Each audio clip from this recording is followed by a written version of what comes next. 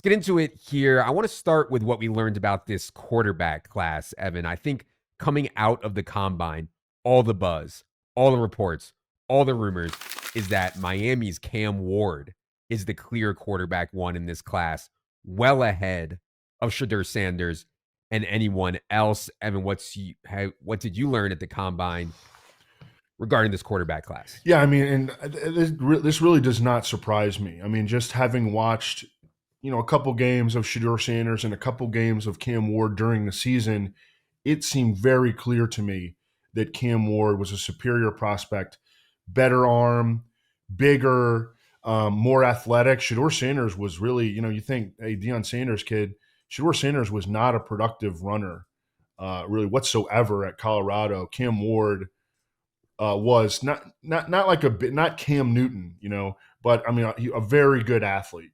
And I think that it's actually a 3-player draft up top: Cam Ward, and then Travis Hunter and Abdul Carter. I think that those guys are going to end up going 1, 2, 3, and I think that Cam Ward is going to be the number 1 overall pick. I don't know that that's necessarily going to be to the Titans. I think the Titans would like to trade down. They still have a lot of building to do, and we know that Jordan Renan, who covers the Giants for ESPN, he had an article yesterday really making it sound like Brian Daboll and Joe Shane feel like they need to get up to number 1 and draft Cam Ward. A betting market has responded accordingly, Evan. Cam Ward is now up to around minus 320 to be the number 1 overall pick here in the draft, where Abdul Carter was, around minus 110 or so not too long ago. I think, as Evan said, the question is who will be picking number 1. The Giants, I mean, like Evan said, they took this big swing and a miss on Matthew Stafford. And we'll talk about Matthew Stafford here in a second. But they were reportedly offering Matthew Stafford around $50 million per year on a 2-year deal. Was not enough. Stafford goes back to the Rams. We'll get to that soon. But most interestingly is the line that Ronan had in the article yesterday. As Evan said, multiple sources left their meetings with the Giants this week thinking a trade for the number 1 pick with the Titans was likely. In that scenario, it's expected to be for Cam Ward. So Giants are being very, very, very aggressive this offseason at the quarterback position. They want to get that solidified here. Maybe they do a deal with the Titans for Cam Ward. It's certainly possible. Also in that article, Jordan wrote discussing 2 veteran fallback options. I don't know that the Giants would want to just throw Cam Ward right into the fire right away. And he mentioned Russell Wilson, who I think will be pretty cheap, and Sam Darnold, who I think is going to be too expensive. I would throw Aaron Rodgers into that mix as a potential veteran stopgap option as they get Cam Ward ready. Yeah, there's been multiple reports and rumors about Aaron Rodgers possibly going to the Giants, bringing Davante Adams with him, creating this Malik Neighbors, Davante Adams, Aaron Rodgers set here. We'll get a little bit more into that here in a second. I do want to stick on the rookie class, though, Evan, because Shedeur Sanders didn't throw at the combine, didn't participate in drills, but it seems like his stock has fallen massively just from interviews and some of these like character attacks that we see annually at this time of year. What are your thoughts on what happened to Shedeur Sanders at the combine? Yeah, Lance Zierlein actually had Shedeur Sanders in his latest mock draft going number 29 overall. There's one evaluator that I respect during the season. He compared Shedeur Sanders' skill set to Teddy Bridgewater. Now, Teddy Bridgewater was a late first-round pick. Shedeur Sanders is 6 foot. He is 6'1.5", 212 with 9 and 3/8 inch hands. He's not particularly big. And then the consensus at the combine is that he does not have elite traits. He was a great college quarterback, but in terms of from an NFL standpoint, does not have elite NFL traits, and he didn't interview great. Look, he's Deion Sanders' kid. Do you think he's going to be a little bit brash and confident and wearing his hat cocked back and, having like a sick chain around his neck? By the way, I would rock that chain. But, that isn't going to appeal to everyone. And I don't know, some people took that, that kind of negative buzz as character attacks. I don't know that they were character attacks, but just the way that he carries himself, ownership, owners always have a lot of say when it goes when it comes to deciding on a franchise quarterback.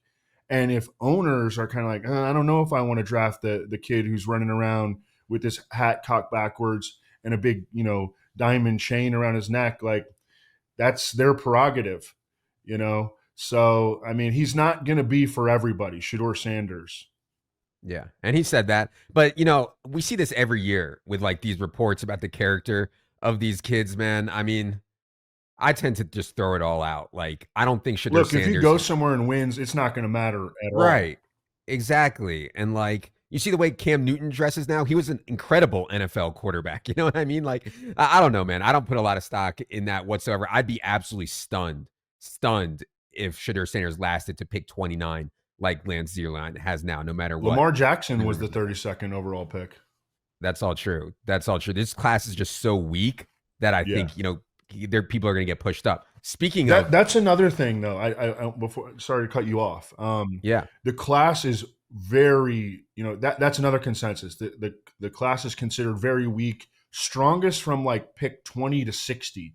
That's supposed to be the sweet spot in this draft, because there just is not elite, clear-cut elite high-end talent. There's a couple of guys, not 15 guys.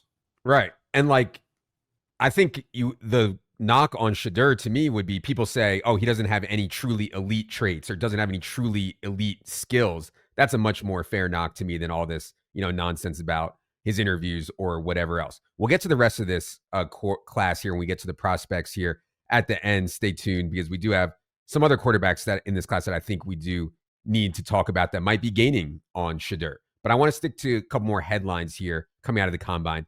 Second one is Matthew Stafford re-signing with the Rams. So basically what happened was the Rams granted Matthew Stafford and his agent the right to speak to other teams despite having 2 years left on his deal. Stafford won more money and frankly deserved more money. Used the Giants, Stafford's agent used the Giants, used the Raiders, whoever else to make that happen. Stafford is now going to get $40 million in comp this year versus what was expected or what was penned to be $27 million. So now Stafford, the wide receiver kingmaker, is back.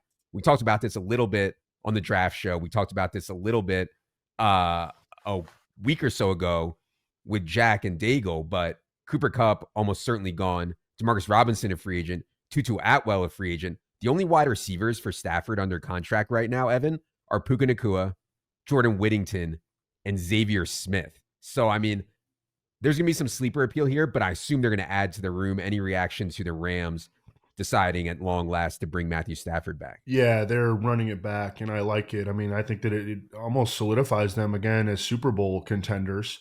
Puka Nacua, we did a mock draft yesterday, a 3-round mock draft, and Puka Nacua went like number 5 overall or something. Mm-hmm. I think that he belongs there. Gives you a lot of stability. If they had gone with like Aaron Rodgers or I don't know, Sam Darnold, I could understand Puka Nacua falling to maybe the 1-2 turn. But I think he's going to be a locked in like top 6, top 8 pick in virtually every draft.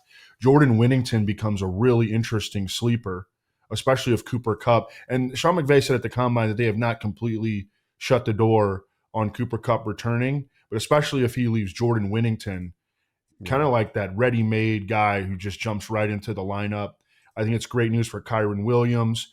They announced that they're bringing back Tyler Higbee. The full offensive line returns for the Rams. They re-signed Alaric Jackson, their left tackle. They traded Jonah Jackson, but he to the Bears, and we'll talk about that in a second as well. But he had lost his starting job. Yeah. So they are going to be a potent offense again with Matthew Stafford returning. Yeah, and I didn't say it before, so this looks like hindsight, but like I always thought it was weird to let blow up the team, Stafford, Kupp, blow up the whole team after they were so close to beating the Eagles. I mean, that game was in the snow. It was horrible conditions for the Rams. They were dealing with the fires in LA. They go to Philly. There's snow on the ground, and they still almost come back and win the game. And the Eagles go on to just dominate and win the Super Bowl. So they don't seem like they were that far off to where they should be completely blowing it up. Only thing I'd say on Whittington, he had a weird year last year. I remember I played him in cash and DFS one week, and like he barely played in a spot where Kupp was out. But didn't he have like a shoulder injury that they didn't reveal? Yeah. Right, exactly. And I think that was it. If they view Kupp as, if they view Whittington as someone who was not the backup on the outside. In other words, he's not competing with Tutu Atwell. He's not competing with Demarcus Robinson. He's only viewed as Cooper Kupp's direct backup, and then Cooper Kupp is gone. That's where you get Jordan Whittington as a really nice sleeper. So we'll certainly have our pulse, our eye and on the pulse of that situation. Let's go to story number 3 coming out of the combine. No franchise tag for Sam Darnold. Sam Darnold is now an unrestricted free agent. Vikings say they're still interested in re-signing Darnold to be J.J. McCarthy's backup, but I don't think it's going to happen. Monday at noon, Sam Darnold's going to start talking to other teams. Now, remember, Sam Darnold is only 27 years old. He's coming off of a season in Minnesota in which he was at least in the MVP conversation for a good chunk of the 2024 season. I would think, Evan, almost every team who needs a quarterback, which is a lot of them, Giants, Raiders reportedly at the forefront, Steelers, Titans, I'm sure we'll talk to him as well. I think every team should at least talk to Sam Darnold in free agency. What do you think happens here with Darnold and any more Vikings thoughts? Well, the first thing that this, the first big fallout from the Vikings just letting Sam Darnold walk, which, by the way, I don't think that they'd be letting him walk if he had just played average in those final 2 games. But just letting him walk out the door, J.J. McCarthy is locked in as the Vikings' new starting quarterback in an awesome system with really, plus weapons, playing indoors. He's going to be a fun guy to talk about when we start talking about, fantasy really intensely. I think that the Titans and the Raiders stand out as teams at the top of the heap when it comes to Sam Darnold's free agency. The Titans in that scenario would sign Sam Darnold, trade out of the number 1 pick, get more resources because they are in a team building scenario, and obviously so are the Raiders. Sam Darnold turns 28 in June. He had a great season. He was 6th in the NFL in yards per pass attempt this past year. He was 6th in the NFL in passer rating, and no quarterback in the NFL had more completions of 20-plus yards than Sam Darnold. Yeah, I mean, my concerns if I was going to go out and sign Sam Darnold were he was very much propped up last season. And this would be the concern in my head. He was very much propped up last season by the best pass game coordinator in the NFL, Kevin O'Connell, Justin Jefferson, Jordan Addison, playing in a dome. Defense was struggling. It kind of all hit a perfect storm for Sam Darnold. And I would be concerned if I was signing him with really high expectations. I'm not sure there are going to be really high expectations or money, though, for Sam Darnold here coming up. Last thing on J.J. McCarthy, we do have him at 143 overall in the initial best ball ranks. That's right around Bryce Young, a tier below Trevor Lawrence, Tua Tagovailoa, Michael Penix, a bit above Cam Ward, Geno Smith, Matthew Stafford types, etc. So, yeah, J.J. McCarthy is going to be firmly in the mix here for late round quarterback and 2 quarterback leagues. Trade, Evan, a big one that we need to talk about. Deebo Samuel traded to the Commanders for a 5th round pick. I have a lot of thoughts on this one. I put some of them on Twitter. Hopefully you're following at Adam Levitan, at Evan Silva, at Established to Run. But yeah, Evan, I'm curious to hear your take first on Deebo Samuel to the Commanders for a round 5 pick. I think it makes a ton of sense for the Commanders. I understand that Deebo Samuel, probably coming off the worst year of his career, you can make some excuses for him, though, because he had that pneumonia. He admitted publicly that he was like 15 pounds overweight. His conditioning has been an issue at times, but Adam Peters, who runs the Commanders organization, was with Deebo Samuel in San Francisco, has a read on him. The Commanders just needed more weapons. Everyone knew that. They were leaning so heavily on guys like Zach Ertz and Olamide Zaccheaus and Diami Brown and Noah Brown. Noah Brown was like their clear-cut number 2 receiver before he got hurt at the end of the season. It was McLaurin and a bunch of guys. I think it's absolutely worth the risk for Washington with the 5th round pick. And, I think he fits really nicely into Cliff Kingsbury's horizontal raid because he can win on screens, and Cliff Kingsbury likes to call screens. Yeah, exactly. So do you have concerns that Deebo is at the cliff of his career? He turned 29 in January. He has declined in yards after contact per reception, which is still his calling card, and he's still one of the best in the league at it. You could maybe argue, but it's declined 4 straight years. I have at least some concerns that Deebo is just cooked. Not saying it's not a good deal. I would still think it's a good deal for the Commanders. But from a fantasy perspective, I do have some concerns that Deebo is in big trouble here. Any thoughts on that? I mean, the data suggests that he is absolutely on the downslide of his career, but you got to add in that context of the pneumonia and being overweight. I mean, anybody Yeah. that's going to be 15 pounds overweight is probably not going to run as fast, right? Yeah. And or recovering from pneumonia. I mean, pneumonia sucks, man. So, and he Right. had it during the season. You can make excuses for him. Yeah. And so he gets so many screens that his yards after contact per reception is always going to look really high. I'm more concerned that it is declining year over year for 4 straight years. That said, the horizontal rate is such a perfect fit. And that's why this was such like a low risk deal. Yeah, they had to give a 5th round pick. They're taking on $17.5 million cap hit from Deebo are the Commanders. But that's the kind of moves that you can make when you have a star quarterback like Jaden Daniels on a rookie deal. So I have a lot of faith in Adam Peters doing the right thing when he's been hit. He has a hit with Jaden Daniels and like do the right thing. From the San Francisco side, Evan, we knew for the last, I don't know, 12 to 18 months that one of Ayuk or Deebo was going to be gone. They do the extension with Ayuk. So it was like always Deebo was going to be gone. But then Ayuk pops his ACL right after that extension. So if he's not ready for the start of the season, we're looking at Juwan Jennings, Ricky Pearsall. Obviously, still have George Kittle. Any thoughts on the 49ers and what's left behind? Ayuk off the ACL and Deebo now officially gone. It's a great situation for Juwan Jennings first and foremost. We saw that he can really, really play last year, and the 49ers knew that. I mean, they gave him that big restricted free agent tender. I remember looking at that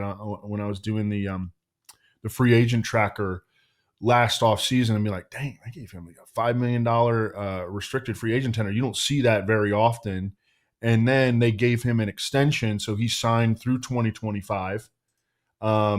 Yeah, Ricky Pearsall was, I mean, I think that he is the one-for-one replacement for Deebo Samuel. The Ayuk situation is weird because he's coming out. Is it just an ACL? No, he had No. some other ligament damage there. Yeah, Yeah. I think it's ACL and MCL. Yeah. And like there are trade rumors now surrounding him. I mean, he has had a very weird relationship with the 49ers organization really since he entered the league. Yeah. Um, so I don't know. That I think that that's a situation that still needs to be played out. Yeah.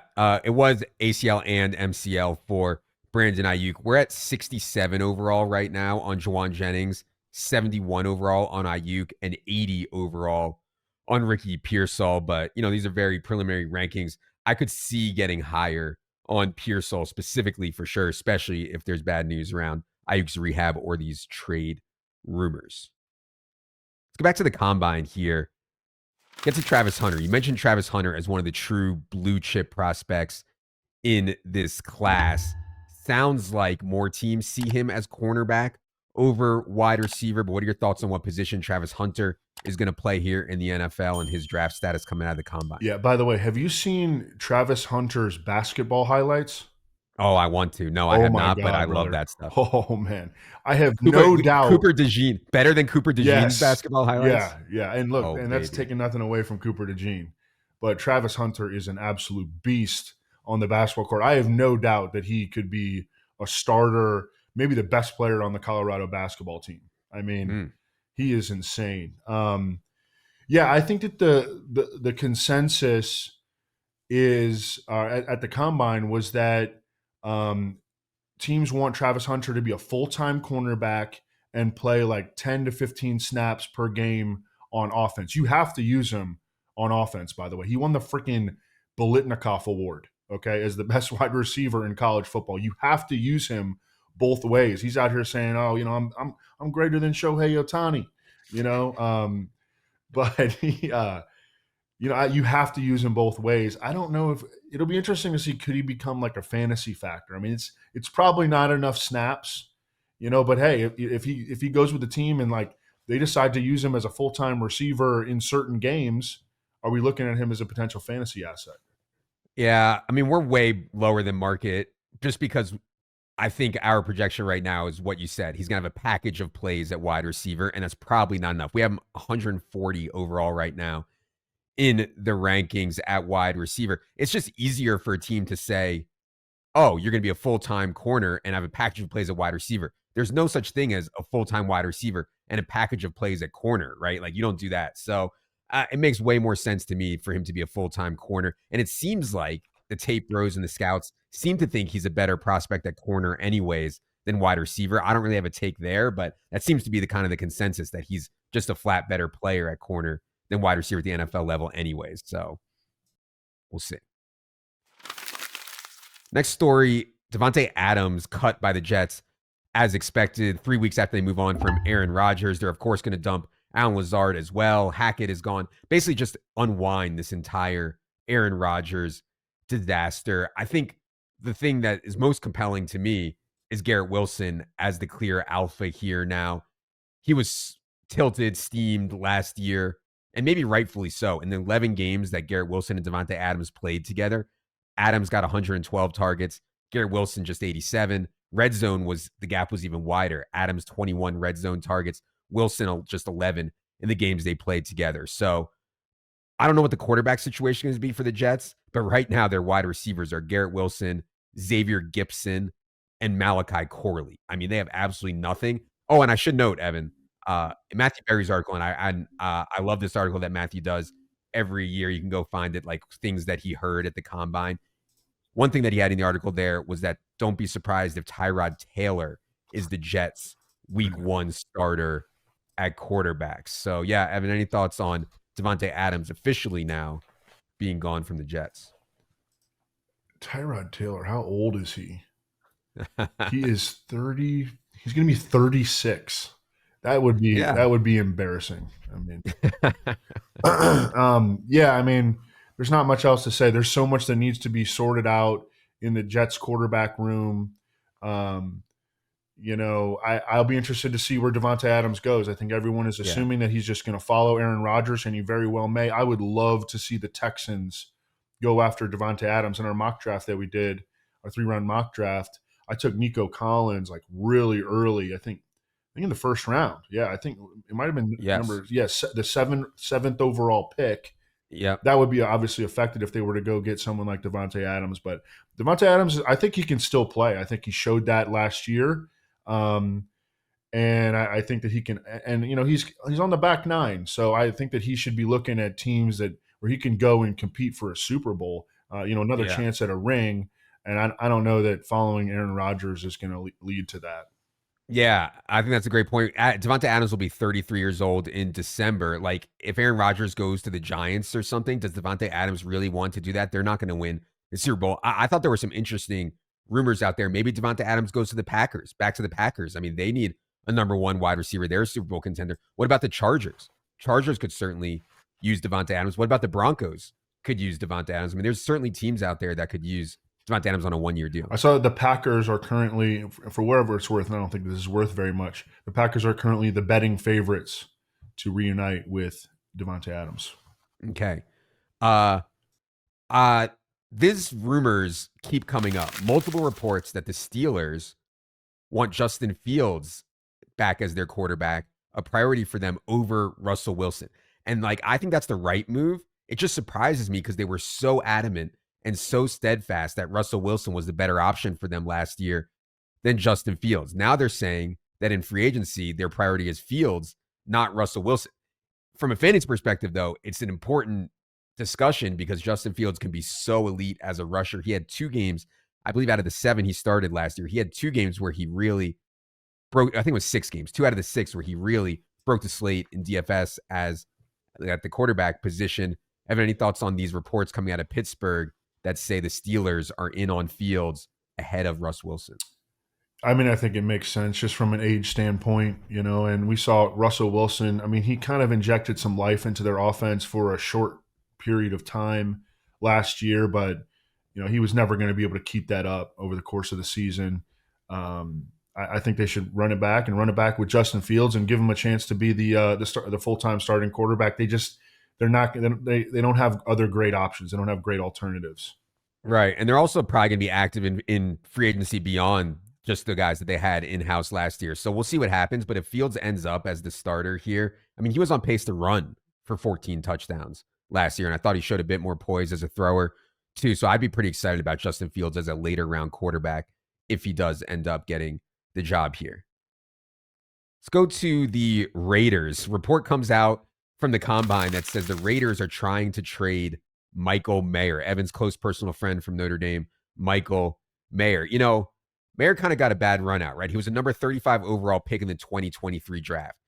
Didn't do a ton as a rookie. I don't think the Raiders were like looking to take Brock Bowers, but Brock Bowers slipped into their lap and they're like, how can we pass on Brock Bowers? And then Brock Bowers goes out and has this historic rookie season. And now it's just like Michael Mayer's left out in the cold here. Thoughts on the reports that the Raiders are looking to trade Michael Mayer?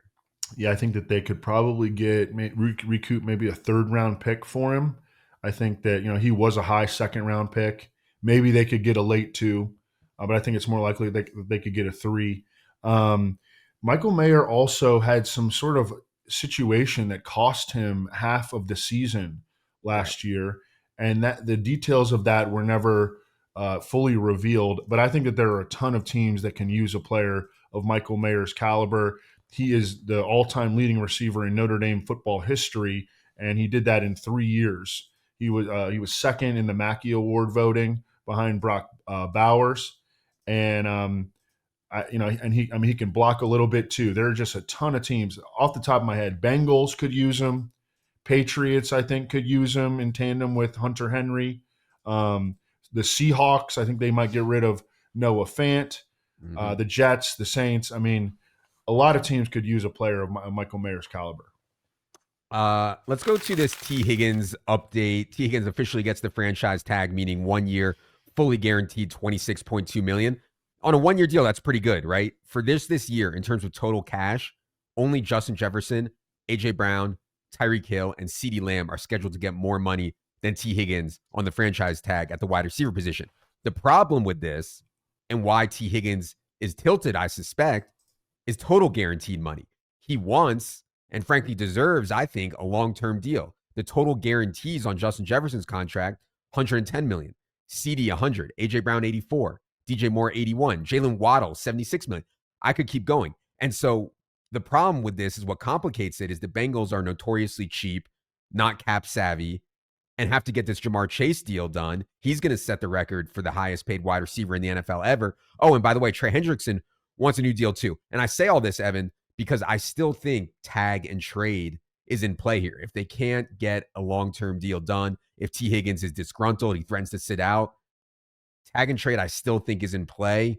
Any final thoughts here on the T. Higgins situation now that we know he's officially been franchised? Well, I'll tell you what, if they end up getting rid of T. Higgins, there's going to be a lot of pissed off people in the Bengals organization, and you don't want Joe Burrow to go Carson Palmer on you.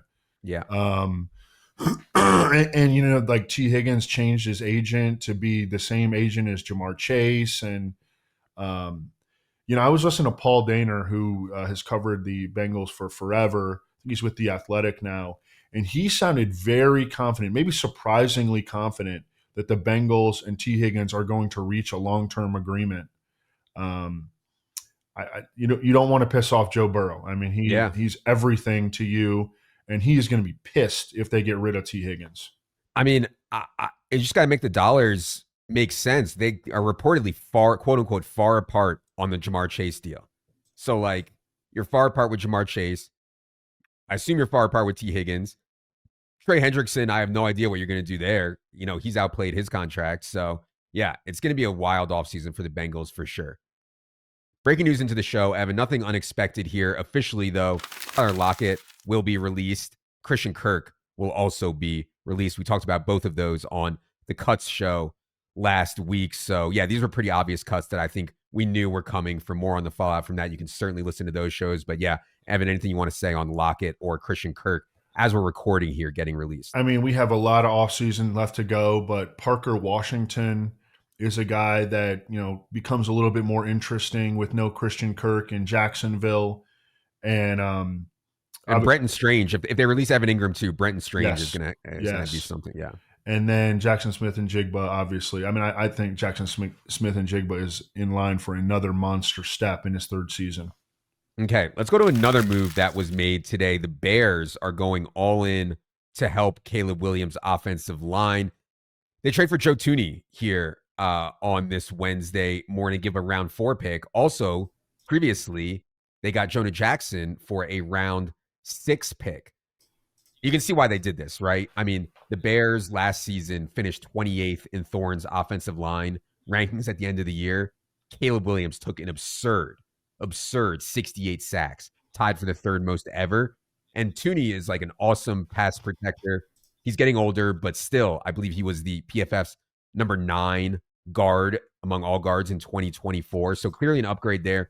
As Evan said, Jonah Jackson got benched last season, but I still think he'll be an upgrade on what the Bears had last year. So yeah, Evan, thoughts on Bears making 2 moves here at offensive line? Well, the Bears began the offseason with the 4th most cap space, so they can fit these guys in. But these guys both have monster salaries this year. The Bears didn't give up a ton in terms of draft pick compensation, but they are taking on huge salaries for both Jonah Jackson and Joe Thuney.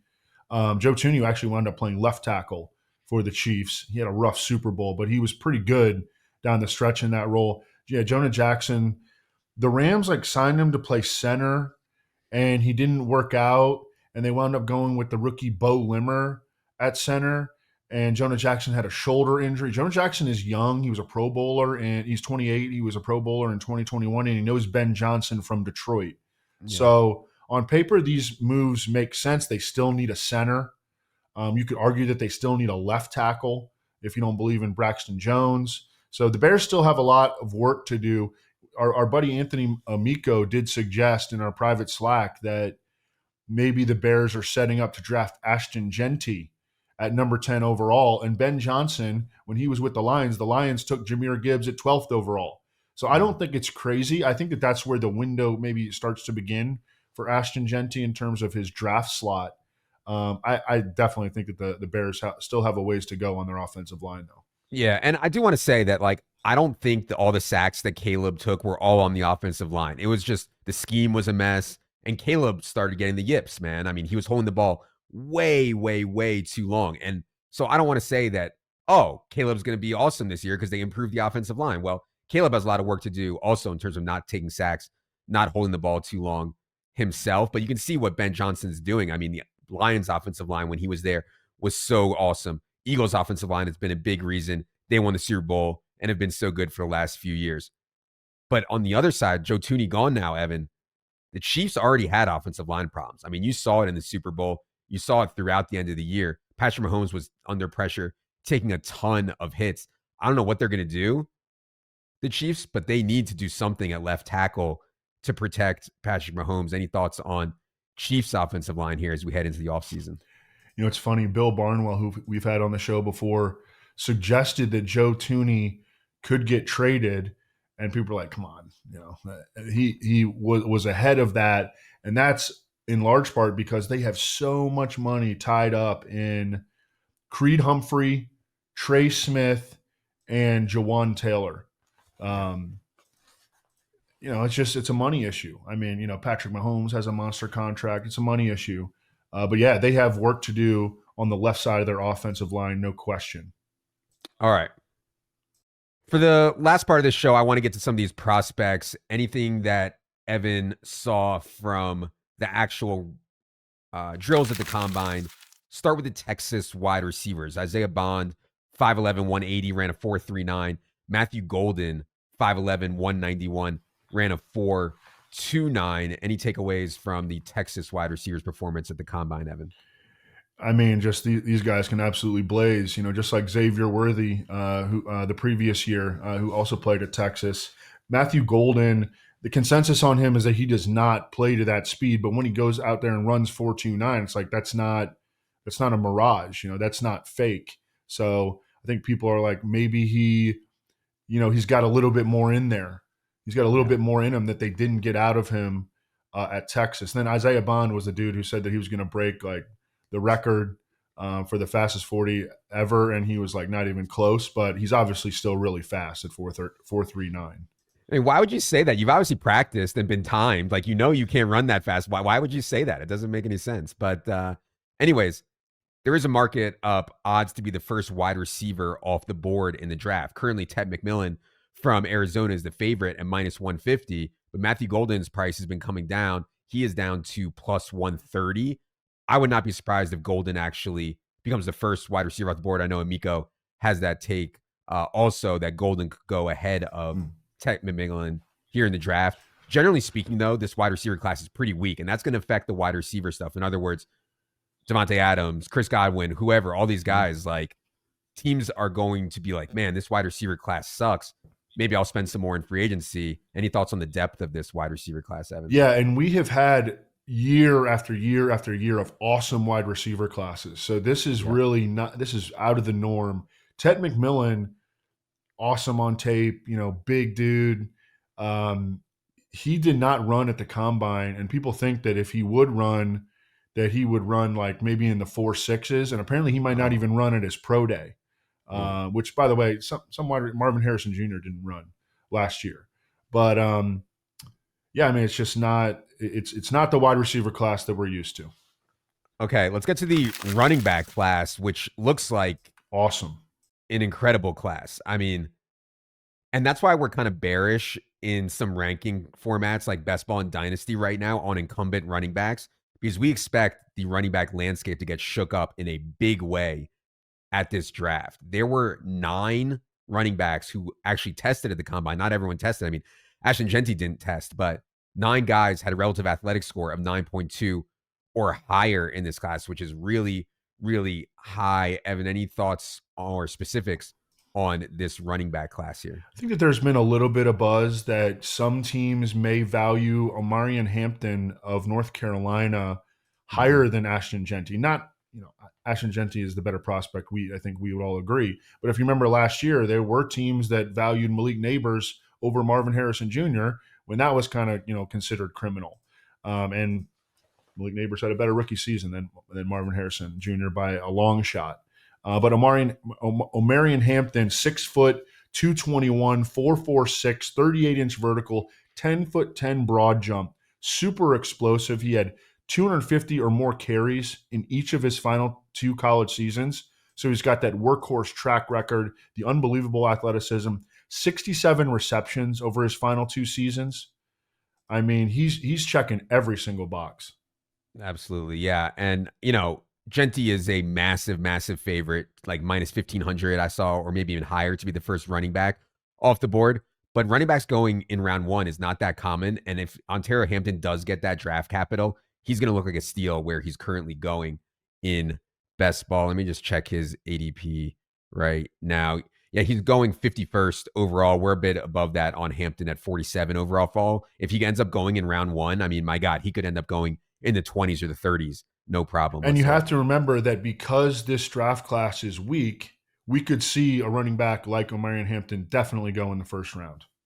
Any other running backs you wanted to talk about? RJ Harvey out of Central Florida ran a 4.4 at 205 pounds. I don't want to try to say this dude's name, but I will. Everybody can make fun of me. Bisol Tootin out of Virginia Tech ran a 4.32. Any other comments on the more bottom of this running back class? I think it's Bashul Tootin, but okay. I'm also not 100%, but he ran a 4.32 at 5'8", 206. He's not big, but he is compact. Lance Zierlein has been talking this dude up, by the way.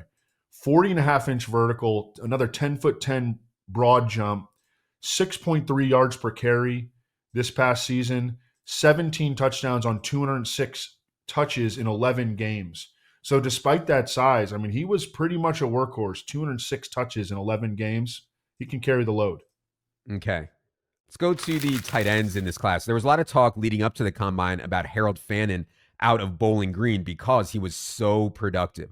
117 catches, 1,555 yards, 10 touchdowns. Goes to the combine, and credit to him, at least he tested, but goes to the combine, ran a 4.71, 34-inch vertical. Pretty underwhelming. Has people pretty concerned here on Fannin. Should we be concerned on Fannin here after this test, Evan? Maybe a little bit. I think people had athleticism concerns on Harold Fannin going into the combine. I think that he is just an average athlete, but good enough. I mean, that production is really, really hard to overlook. Some people thought that he should have won the Mackey Award over Tyler Warren. Look, we are Tyler Warren people here for sure. But, I mean, Harold Fannin, that production is wild. You don't see that from college tight ends. He accounted for 50% of the Bowling Green passing offense this past year. So the market share nerds, the spreadsheet socialists who love market share will love Harold Fannin. Historically, the 40 time really correlates to success at the tight end position more than any other position. Yeah. And his is just okay, 4.71. He did have a sub 7-second 3-cone, which is really good. Before the draft, before the combine, Daniel Jeremiah did a conference call, and I listened to it, and he kind of compared Harold Fannin to Antonio Gates, who was not a blazing fast player, but a natural. And I thought that was an interesting comparison. Another comparison that I heard for Harold Fannin was our buddy Isaiah Likely in Baltimore. Oh, baby. Any other tight ends you want to mention? Colston Loveland out of Michigan or anyone else? It's just considered to be a very nice tight end class. Colston Loveland, I think, is going to be a first-round pick. A little bit of an injury concern about his shoulder, but another really productive player out of Michigan. It's supposed to be a really nice tight end class. We always like to see that. All right. Last thing I had here was the other quarterbacks. We already talked about the top, but maybe Jaxson Dart out of Ole Miss is going to get to the top because he generated a bunch of buzz at the combine. I've been seeing rumors that Jaxson Dart now is going to go in round 1, maybe even as high as the top half of round 1. And I know there's going to be people out there who might have this kid, Jaxson Dart, ahead of Shedeur Sanders in their rankings. Evan, any thoughts on the apparent rise of Jaxson Dart coming out of the combine? Yeah, well, what stands out about Jaxson Dart, and by the way, Charlie Weiss, the former Notre Dame head coach, has been banging the drum that he thinks that Jaxson Dart is going to be a first-round pick. We'll see. Jaxson Dart is a super aggressive downfield passer because he had a 68% completion rate at a 12.3 yard ADOT. Shedeur Sanders' ADOT was like 8 yards. Jaxson Dart is throwing the ball on average 12 yards downfield. It seems like scouts think that his arm strength is like average. He had a 58 miles per hour throw at the combine. He's a really good athlete though, and he's got pretty big hands, 9.5 inches, 6'2", 223. I think that people are going to be mixed on Jaxson Dart, but again, because of the weakness of the class and the position that he plays, I don't think anybody should be surprised if he's a first-round pick. Yeah, for sure. And quarterbacks tend to rise, Yes. even if you think he's a second-round talent or a third-round talent, he could easily go in the first round because it's just such an important position. Last guy, Evan, is this Tyler Shuck out of Louisville. Any more thoughts on him before we get out of here? Well, he turns 26 in September. But people are saying that like Jaden Daniels was a little bit overage this past year. Bo Nix was a little bit overage. Tyler Shuck is older than both of those guys, though. But, I mean, apparently he really ripped it at the combine. He is has almost 10-inch hands, ran 4.63. Had a really nice career at Louisville. He played at 3 different colleges, Oregon, Texas Tech, and Louisville. But yeah, 26 in September. You don't see quarterbacks coming out that are that old typically. That's an extreme case, but I do think we need to adjust our kind of baselines for age stuff because in the age of post-COVID, NIL, all the transfers and everything, guys are just coming out older, period. So like how old a guy should be when he comes out, I think we need to start adjusting more for in the new era of college football. But 26 is very, very, very old. I mean, that's outlier old even for this age. All right. That is going to do it for this look at what we learned coming out of the NFL Combine. Hopefully you guys are out there in the dynasty streets, in the best ball streets, putting some of this information to work, or maybe you're just getting ready for the summer, which will be a hot drafting summer. Be sure to subscribe on YouTube and on iTunes or Spotify, anywhere you find podcasts. We will continue to have podcasts throughout the off season on the free side. For Evan, producer Ryan, producer Luke, I am Adam. Good luck, everybody.